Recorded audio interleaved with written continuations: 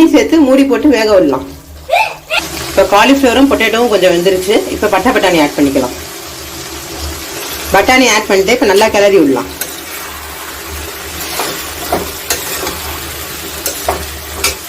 இது கொஞ்சம் நேரம் வேகட்டும். அதுக்கப்புறம் தேங்காய் சேர்த்துக்கலாம். தேங்காயும் சோம்பு சேர்த்து அரைச்சி வச்சிருக்கேன், அது சேர்த்துக்கலாம். அது நல்லா வெந்ததுக்கப்புறம் ரெடி ஆயிரும்.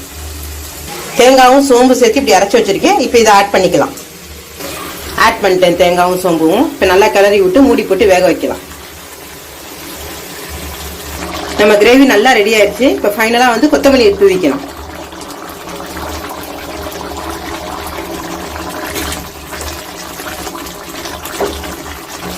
செமி கிரேவி மாதிரி இருக்கு பாருங்க.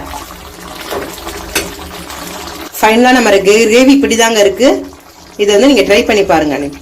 செமி கிரேவி மாதிரி இருக்கு. இதை நீங்க சப்பாத்தி கூட, பரோட்டா கூட, இடியாப்பம் எல்லாத்துக்கூடயும் சாப்பிடலாம். ரைஸ் கூட, புலாவ்